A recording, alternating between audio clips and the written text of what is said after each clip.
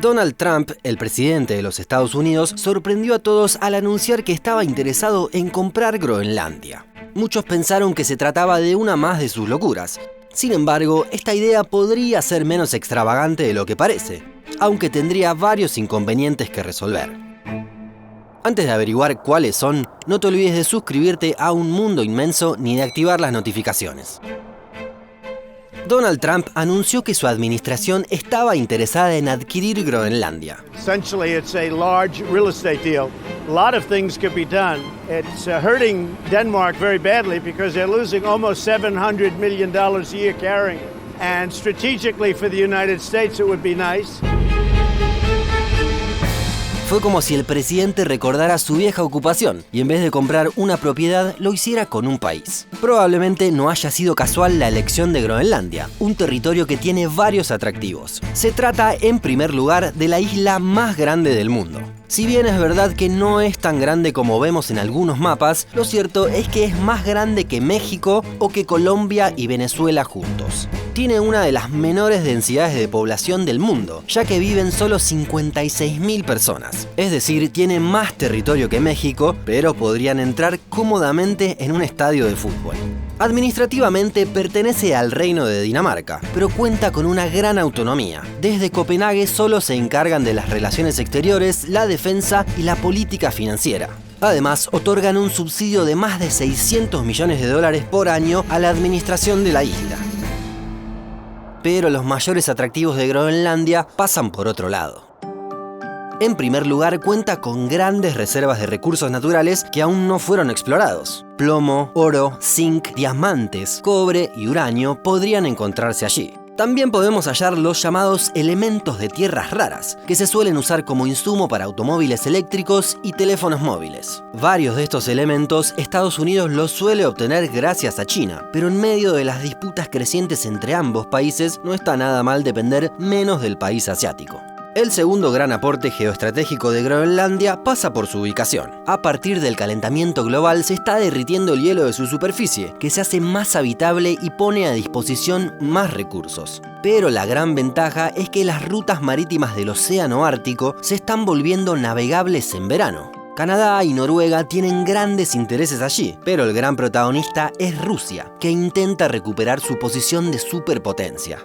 Estados Unidos ya cuenta con Alaska, pero con Groenlandia podría reforzar su presencia en el Ártico, uno de los escenarios clave de la geopolítica de las próximas décadas. Volviendo a la idea de Trump, ya vimos que no resulta descabellado desde los intereses de Estados Unidos, pero también podemos comprobar que no resulta novedoso, ya que su país compró territorios en el pasado. Por ejemplo, Luisiana a Francia en 1803 por $15 millones, que equivalen a unos 200 millones actuales. También compró la península de Florida de España por 5 millones. Pero lo cierto es que ambos países europeos estaban ya en retirada de esas colonias y no controlaban del todo la situación. La venta de territorio que sí es comparable es la de Alaska.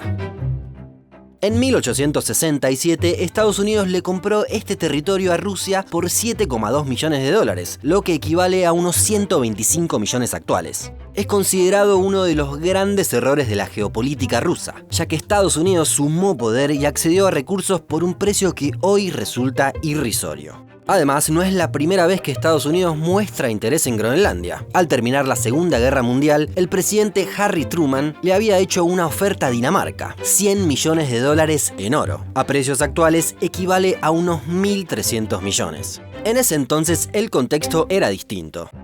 Comenzaba la Guerra Fría y los estadounidenses querían evitar que los rusos sumaran poder. Sin embargo, la propuesta fue rechazada y Groenlandia siguió bajo tutela danesa.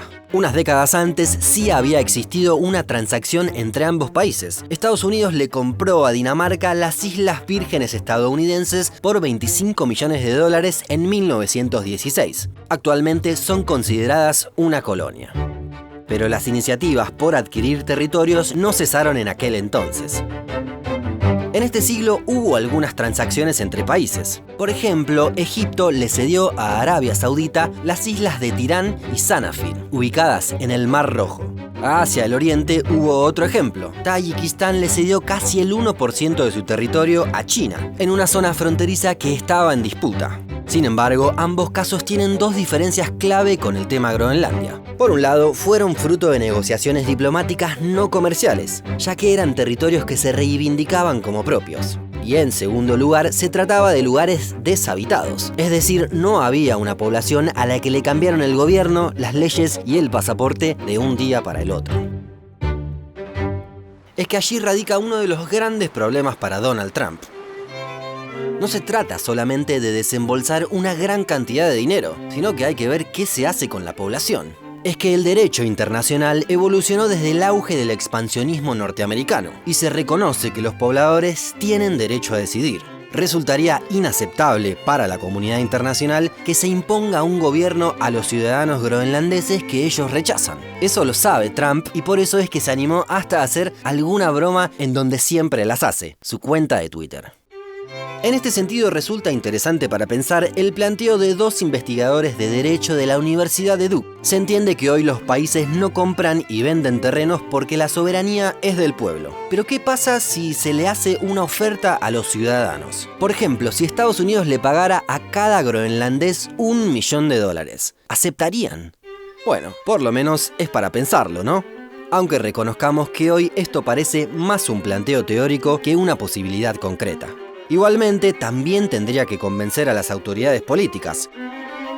Og jeg kan læne mig fuldstændig op af Kim Kielsens udtalelse. Selvfølgelig er Grønland ikke til salg, og i øvrigt er Grønland ikke Danmarks. Altså Grønland er grønlændernes. Como el mercado de territorios soberanos no está desarrollado, es muy difícil ponerle un precio a la isla. Algunos han calculado que Estados Unidos podría hacerse cargo de los $600 millones anuales que desembolsa Dinamarca a perpetuidad, más un pago inicial que resulte tentador para la corona. Otros han hecho el cálculo, en base a la economía groenlandesa, de que Estados Unidos debería pagar alrededor de $40.000 millones. ¿Podrá Trump, a fuerza de poder económico, comprar Groenlandia? ¿Te parece una idea descabellada o crees que tiene sentido? Déjanos tu comentario más abajo.